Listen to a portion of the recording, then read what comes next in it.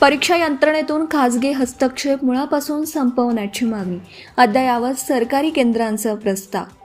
देशातील विविध प्रवेश परीक्षा आणि नोकर भरतीच्या परीक्षांमधील पेपरफुटीच्या घटनांमुळे परीक्षा प्रणालीचं पावित्र्य धोक्यात आलं आहे. ऑफलाईन पेपरफुटीसोबतच आता ऑनलाईन परीक्षांमधील सेंटर मॅनेजमेंटचं मोठं आव्हान समोर उभं ठाकलं आहे. या पार्श्वभूमीवर परीक्षा यंत्रणेचे पूर्णपणे सरकारीकरण करून खासगी हस्तक्षेप मुळापासून संपवावा अशी मागणी आता जोर धरत आहे. ऑनलाईन परीक्षांमुळे पारदर्शकता येईल असा एक समज आहे. मात्र अभियांत्रिकी आणि फार्मसी प्रवेशाच्या परीक्षांमध्ये 12वी बोर्डाला जेमतेम गुण असणाऱ्या विद्यार्थ्यांना 100% मिळण्याचा धक्कादायक प्रकार समोर आले आहेत.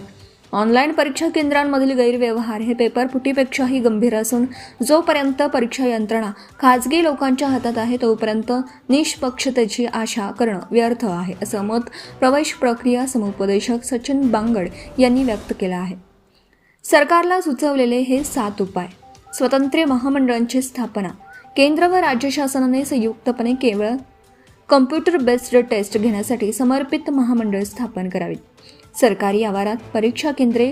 सुरक्षिततेच्या दृष्टीने सर्व ऑनलाईन परीक्षा केंद्र ही जिल्हाधिकारी कार्यालय किंवा पोलीस अधीक्षक कार्यालयाच्या सुरक्षित आवारातच उभारली जावीत. क्षमता वाढ. देशभरात एकाच वेळी किमान 3 लाख विद्यार्थ्यांची परीक्षा घेता येईल अशी अद्ययावत यंत्रणा शासनाने स्वतः उभी करावी. जिल्हानिहाय व्यवस्था. प्रत्येक जिल्ह्याच्या गरजेनुसार 500 ते 5000 विद्यार्थी क्षमतेची कायमस्वरूपी सरकारी केंद्र असावीत. अनिवार्य कायदा. देशातील सर्व शासकीय, खासगी, प्रवेश आणि स्पर्धा परीक्षा केवळ याच सरकारी केंद्रांवर घेतल्या जाव्यात असा कडक कायदा करावा. खाजगी हस्तक्षेपावर बंदी. परीक्षा प्रक्रिया राबवताना कोणत्याही स्तरावर खाजगी संस्था किंवा व्यक्तींचा सहभाग नसावा. तंत्रज्ञानाचा वापर.